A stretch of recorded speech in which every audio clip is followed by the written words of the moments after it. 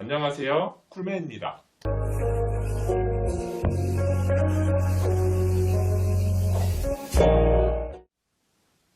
오늘은 쿨맨이 취업준비 시절에 면접에서 거짓말을 하다가 걸렸던 이야기에 대해서 말해보도록 하겠습니다.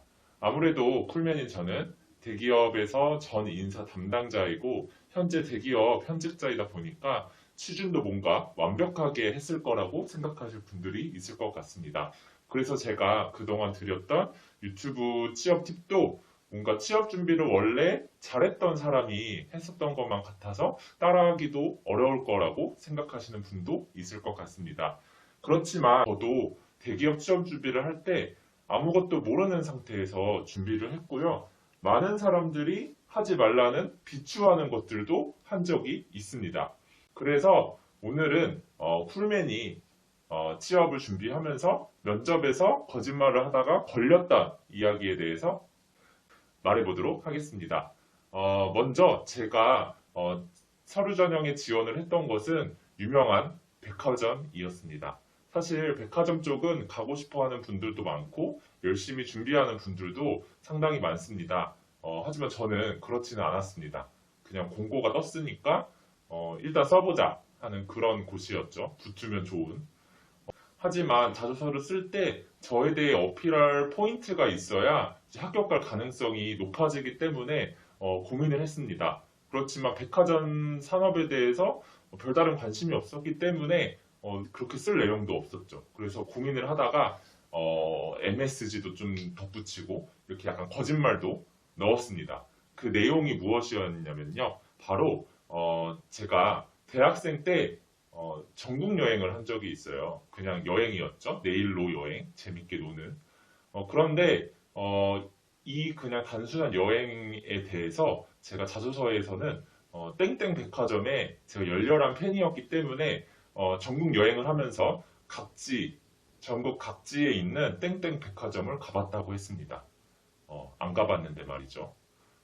저는 이렇게 씀으로써 땡땡 백화점에 대한 로열티도 보여주고 그리고 땡땡 백화점에 대해 관심도 많이 보여주는 적절한 사례라고 생각을 했습니다. 그런데 이렇게 거짓말을 써서 냈죠. 그래서 결과는 어땠을까요? 바로 합격을 했습니다. 그러면 자소서에 거짓말을 써도 괜찮을 것 같은 사례죠. 그런데 제가 이렇게 자소서를 합격을 하고 면접을 진행을 했는데요. 면접을 봤을 때 이제 이 거짓말로 인해서 곤란을 겪게 됩니다. 네, 그래서 저는 이렇게 자소서에서 거짓말을 썼지만 어쨌든 서류 전형에서 합격을 했기 때문에 거짓말을 해도 되겠구나 이런 생각을 조금 했습니다. 그래서 이제 면접 준비를 시작을 했죠.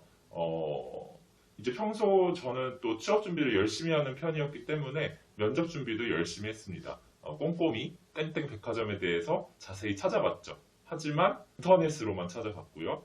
신문 기사나 홈페이지 정도만 참고를 했었습니다.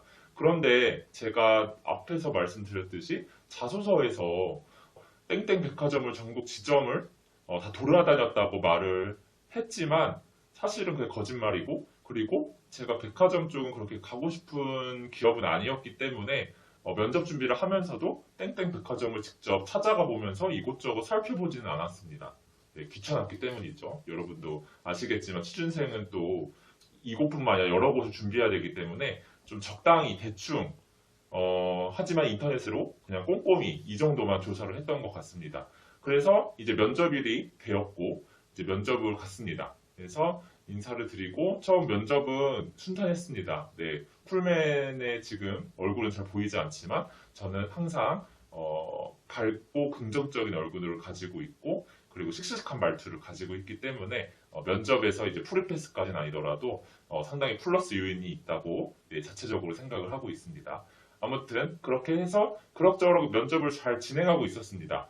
그런데 이제 면접관님께서 제 자소서를 보고 질문하셨습니다. 그래서 어떤 질문을 하셨냐면 쿨맨님은 땡땡 백화점 전국 투어를 가셨다고 했는데 어떤 지점에 가셨나요? 이렇게 물어보셨어요.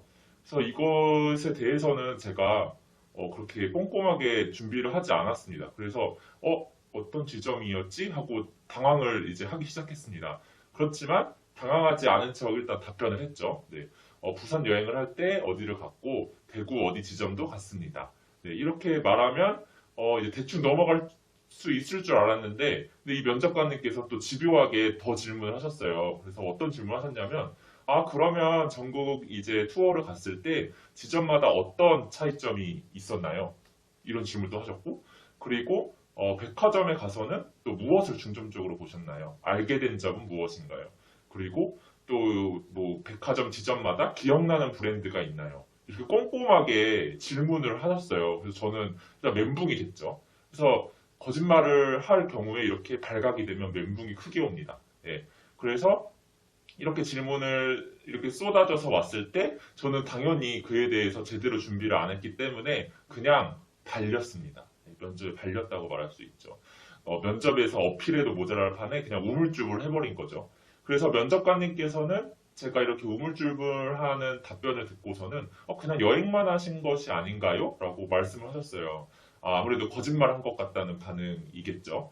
네, 그래서 결국 저는 이 땡땡백화점 면접에서 불합격을 하고 말았습니다. 너무 아쉽더라고요. 제가 만약에 거짓말을 안 썼으면 그런 질문도 안 받았을 거고, 제가 경험한 거에 대해서는 자신 있게 말할 수 있었는데, 저는 그냥 거짓말쟁이가 되어버렸고, 이 면접을 통해서 저는 신뢰성이 떨어지는 사람이 돼서 같이 일할 수 없는 사람이 되어버린 거죠.